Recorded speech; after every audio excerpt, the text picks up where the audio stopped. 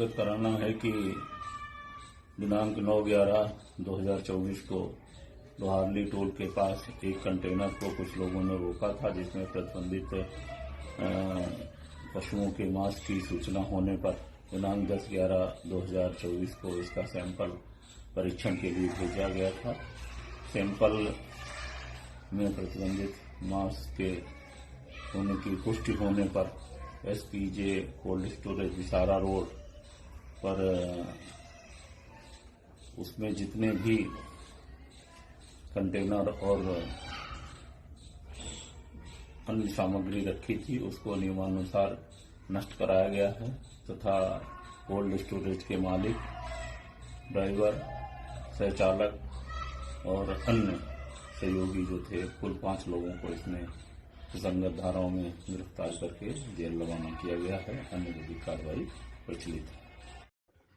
भाइयों जय श्री राम। मैं वेदनागर, राष्ट्रीय अध्यक्ष गोरक्षा हिंदू दल।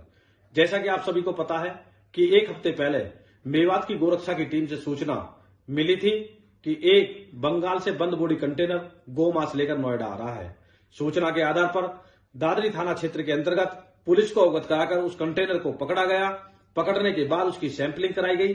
जहां पर उस कंटेनर को सील कर कोल्ड स्टोरेज में रखा था, वहां से सूचना मिली कि ऑलरेडी गोमांस वहां पर लगभग 200 से 250 टन और रखा है। उसको भी अगले दिन सील कराया, उसकी सैंपलिंग कराई। सैंपलिंग के बाद पहले स्पष्ट था कि ये गोमांस है। कल गोमांस आने के बाद पूरे गोमांस को दबवाया गया। साथियों, ये साधारण मामला नहीं है, ये बहुत ही बड़ा, भारत के अंदर सबसे बड़ी कसाईयों की कमर तोड़ने की कार्रवाई है। इतना बड़ा गोमांस आज तक कहीं भी नहीं पकड़ा गया है। ये अंतर्राष्ट्रीय कसाई हैं, ये किसी भी हद तक नुकसान कर सकते हैं। ये पैसे के दम पर, ये राजनीति के चलते हुए किसी को भी नुकसान पहुंचा सकते हैं। लेकिन हम गो भक्तों ने अपनी जान पर खेलकर इसको कार्रवाई को अंजाम दिया है। इसलिए मेरी प्रशासन से निवेदन है, पूजनीय महाराज योगी आदित्यनाथ जी से निवेदन है कि जिस तरीके से कार्रवाई हुई है, अभी एक कार्रवाई बाकी है। इन सभी अंतर्राष्ट्रीय कसाईयों पर पकड़कर गैंगस्टर और रासुका की कार्रवाई हो, इनका एनकाउंटर हो और इसी के साथ साथ जो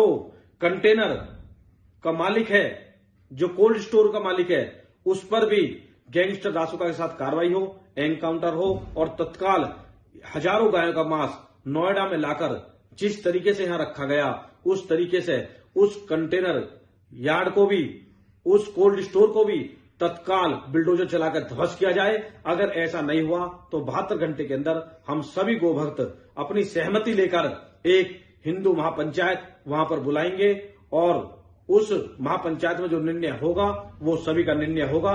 इसलिए अगर कठोर कार्रवाई नहीं हुई तो हम आगे की रणनीति जल्द ही तैयार करेंगे। धन्यवाद।